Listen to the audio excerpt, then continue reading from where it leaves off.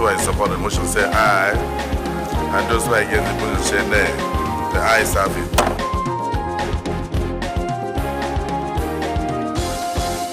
Hello and welcome to the program. I am Dennis Adegunloye.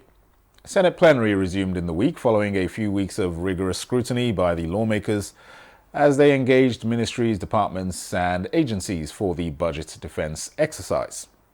And on the budget, things may be looking up for Nigerians as there was in the week a proposal to increase the 2025 budget from 49.7 trillion to 54.2 trillion naira. President Bola Tinubu proposed this increase in an executive communication to the National Assembly.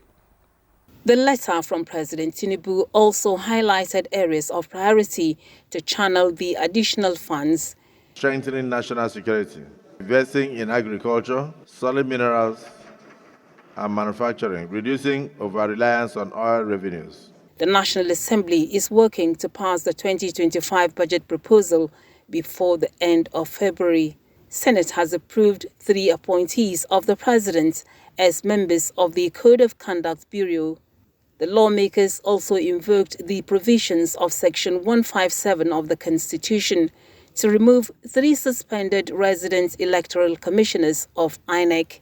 The aforementioned resident electoral commissioners were early suspended in 2022 and 2023, bordering on allegations of infractions of Electoral Act, compromise of elections and abandonment of duty without cogent reasons. Senate supported by 2/3 majority for them to be removed from office. These officers who appear to have compromised themselves will serve as a very veritable deterrence to other officers in the public service.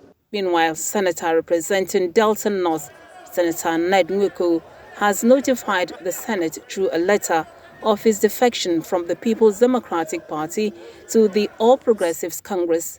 Senate paid tribute to and adopted a resolution to name Kado Estate Abuja after the late Lieutenant General Jeremiah Hussaini, who was a member of the 8th Senate, following a motion from Senator Simon Lalong. Jeremiah Hussaini, MNI, Sardana Plateau and Nasara State, was an elder statesman whose philanthropy and contributions to peace and national development will undoubtedly be greatly missed by Nigeria, by the Nigerian state. May his gentle soul also rest in perfect peace.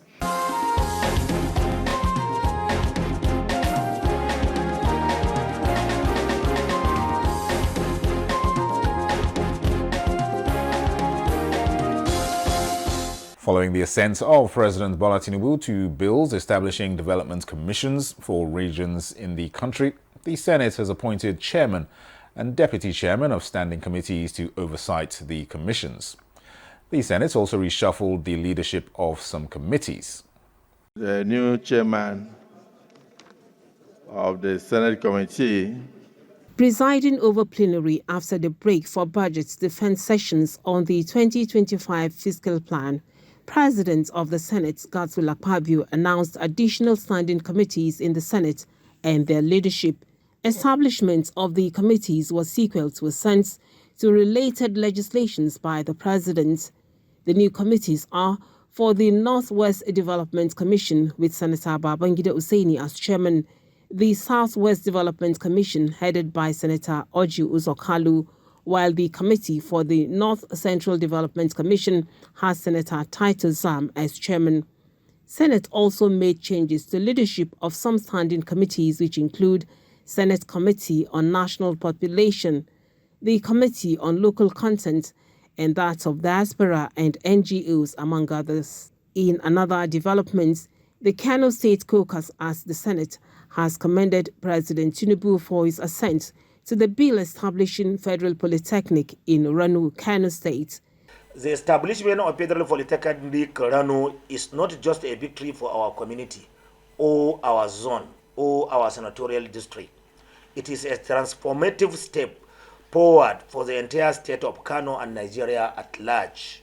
Meanwhile, Senate Committee on Public Accounts has threatened to issue warrants of arrest on heads of some agencies of government for failure to respond to summons. Central Bank still charges Consolidated Revenue Funds account with 650 billion naira. To interact, interface with Central Bank to know how and why hasn't been possible. More than 8 invitations have been extended to the chairman of Federal Inland Revenue Service. Nigerian Communications Satellite Limited has been invited over 9 times. Nigerian Police Force has never appeared before this committee, despite all communications. FCT Internal Revenue Service, Nigerian Civil Aviation Authority, and quite a number of them.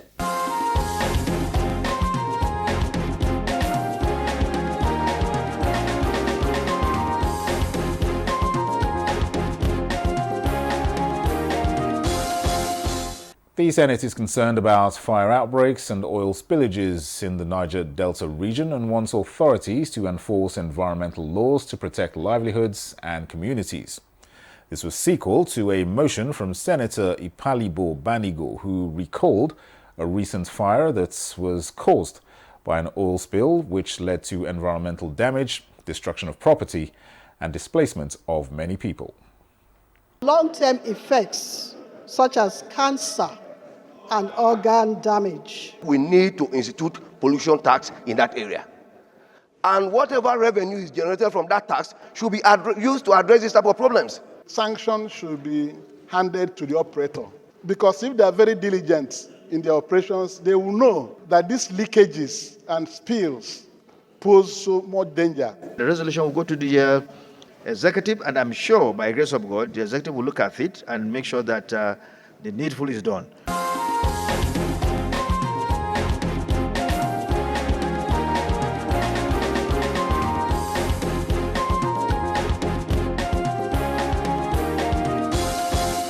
Now he has vast experience in all arms of government, having served in the legal profession, has been Speaker of the Plateau State House of Assembly, going on to become Governor of the state. He was also a minister and is currently the senator representing Plateau South Senatorial District. Here is Senator Simon Lalong to share his thoughts on his journey so far in the 10th National Assembly.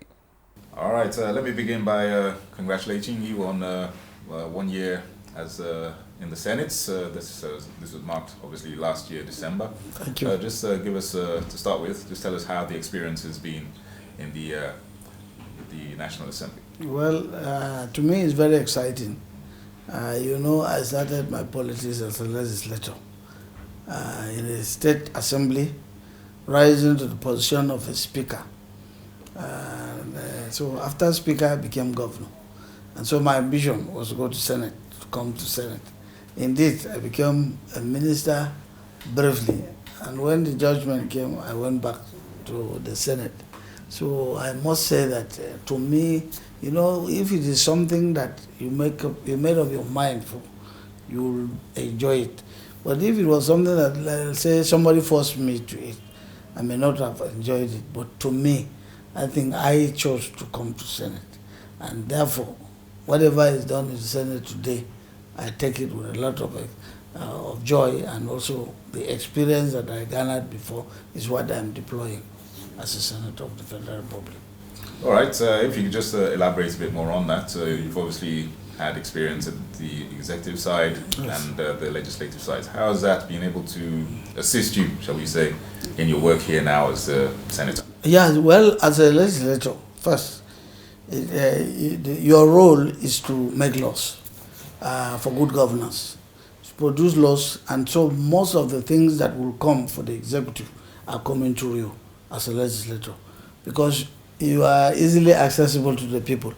People will come with their problems, you harness and put all the problems, and then we will move it in. All the challenges that you have from your constituencies, you bring them in. And at the time you bring them in, you just don't sit down. Another aspect of it is your ability to push it through.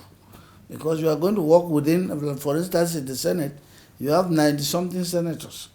And so you should know that whatever you are going to do is not like you push it and you go and sleep. No, people are here to lobby. That's part of the game. People are here to lobby. It's your ability to lobby, your ability to interact with your colleagues, so that one thing you do, you also support them somewhere, they support you. Otherwise, you will end up sitting down there, and many of these things will go without you being fully represented. So, like I said, I started already from the scratch as a member of the House of Assembly of my state, gradually becoming the Speaker of the House. And so when I came here, the business was not new, not strange to me. I knew that even as a governor, if I come here, I must struggle with the rest. So that's why you see us moving here and there. Sometimes when we are moving into a place, they'll say, I know you are a governor, you are not supposed to. I say, no, I'm no longer a governor. I'm struggling for my people. I'm no longer a governor. I am now a senator of Federal Republic.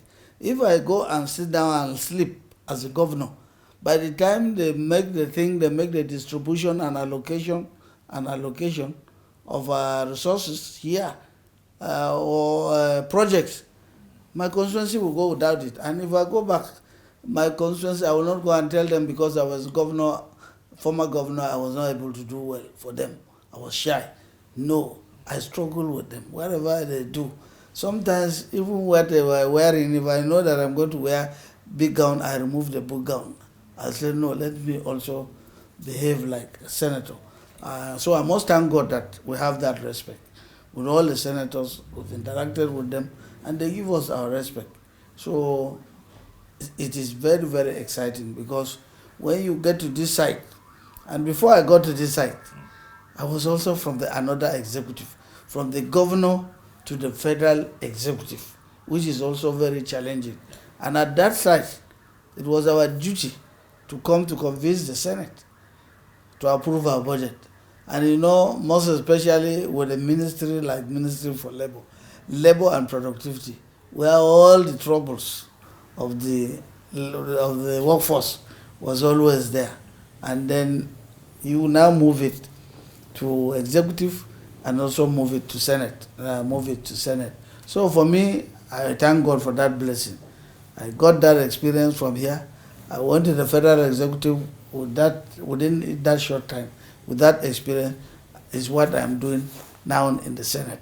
Definitely. All right, Your Excellency, just talk to us about some of your bills. Yes. I understand you have the Constitutional Alteration Bill, Yes.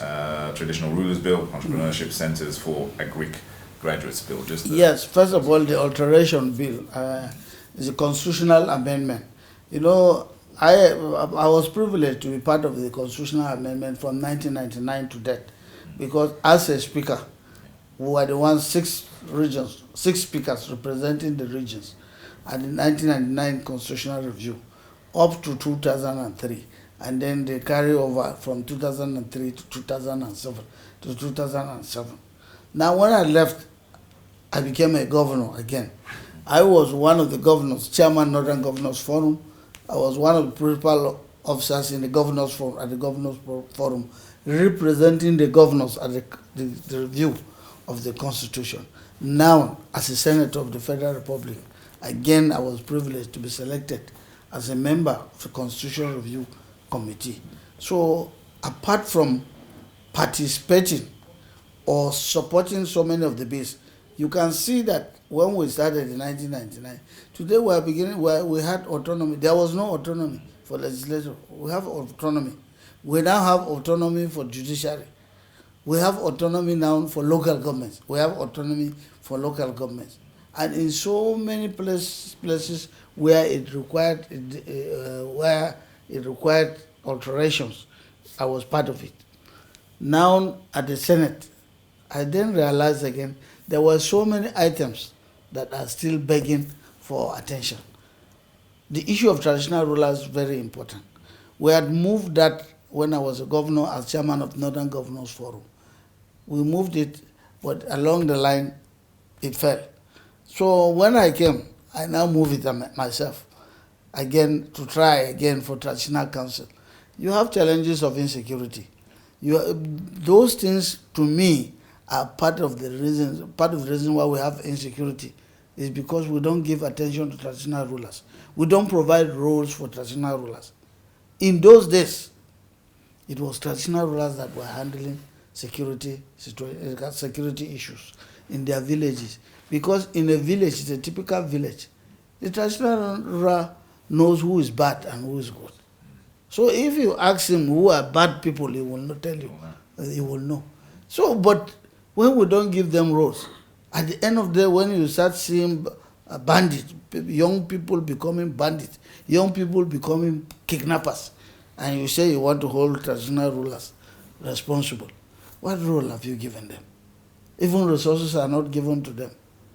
So definitely I see that as an opportunity to try again and get some of these reflections that some of these things that we used to do before, and we are given results, so that we find some traditional roles or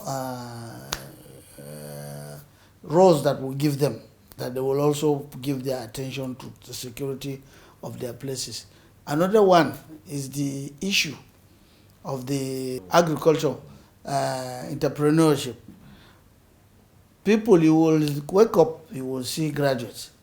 Graduates will be moving about as it is now. Many of them, somebody will say, I read English. This one will say, I even read law. This one, I read this, I read that, I read that. There's no work to do. Why don't we create things? We have fertile lands everywhere. Since the government is focusing and deploying a lot of money into agriculture, so many things can be done. A graduate can do if you tell him, if you train him. For instance, fishery. His backyard, just a pond, and put a pond there. What he will get, he will do harvest 2 or 3 times. If you calculate the harvest that he will do three times, it's more than his salary for 1 year, in a month. Now we must move into that. You see what China are doing. Chinese, from small boy like this, they will train him and tell him what to do.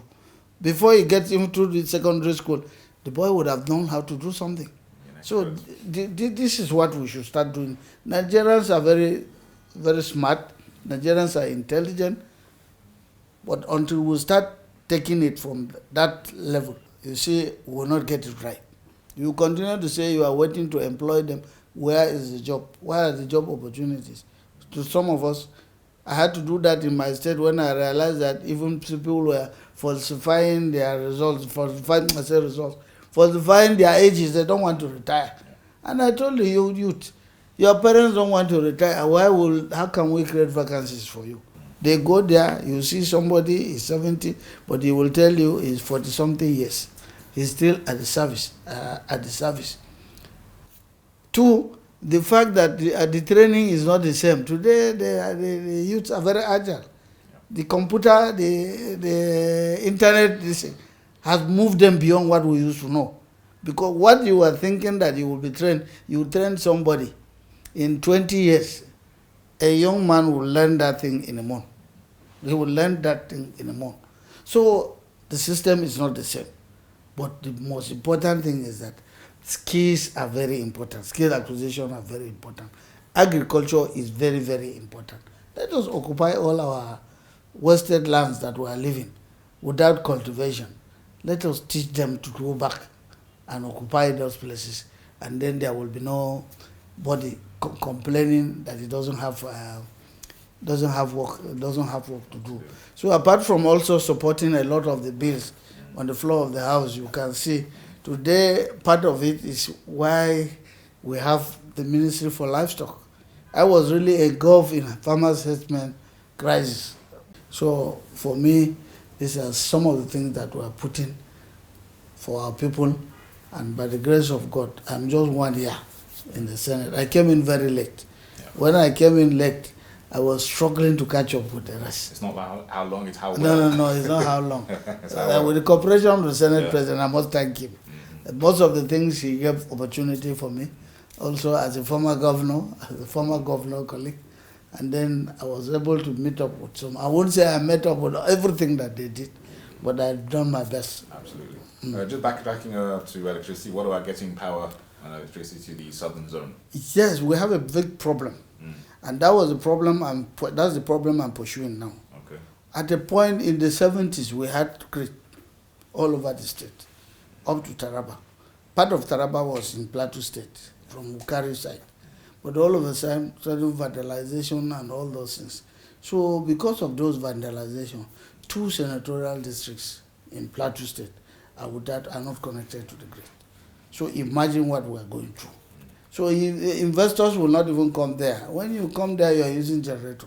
You are going to be using diesel and using generator.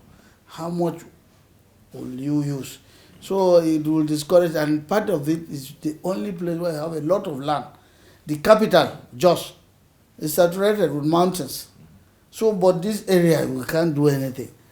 And we kept on doing that. Before I left, I had to even take state government money to pay compensation, so that they will clear the place and we will get connected to the main grid. I was shocked that when I left, a job that they started, they withdrew, and up to now, they have not done anything. So as a senator, I'm now putting fire on it. They must connect us to the grid. That's the only thing that my senatorial district will enjoy. 2 senatorial districts. One, the middle, central, and then the other southern part, the southern part of it. I'm not sleeping on that one. I'm not at all, I'm not sleeping. I've gone too far. Each time if you watch, we're doing power, we're doing an engagement with the Minister of Power, I'll remind him that you are yet to connect my place. So you have no reason not to connect me, to connect us to the main grid. Yes. All right, sir. Lastly, Your Excellency, just obviously the 2025 budget exercise is on. What will your constituents, what do you say for them in terms of what they should expect? Well, we're expecting more. We're expecting based on the budget.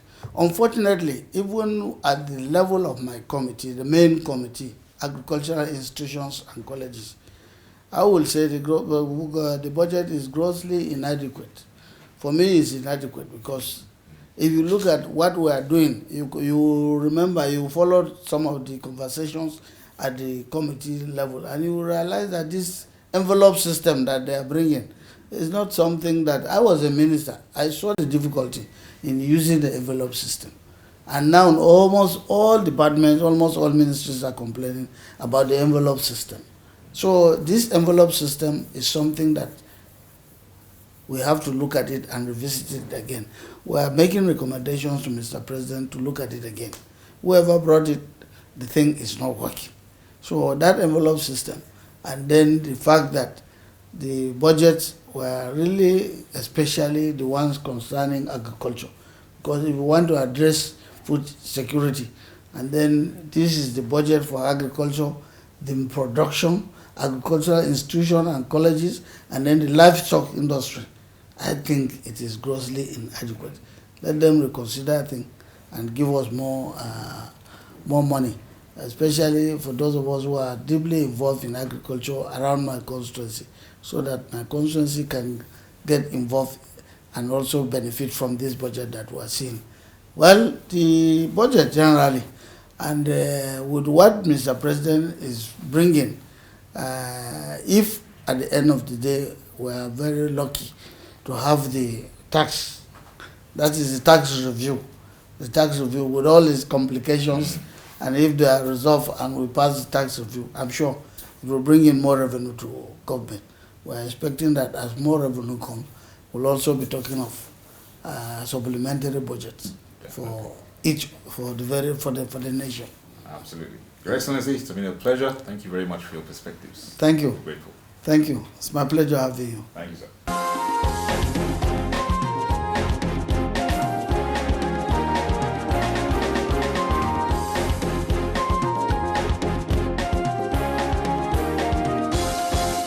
Well, that concludes this episode of Senate 109. Thanks for watching. I am Dennis Adigunloye. See you next time.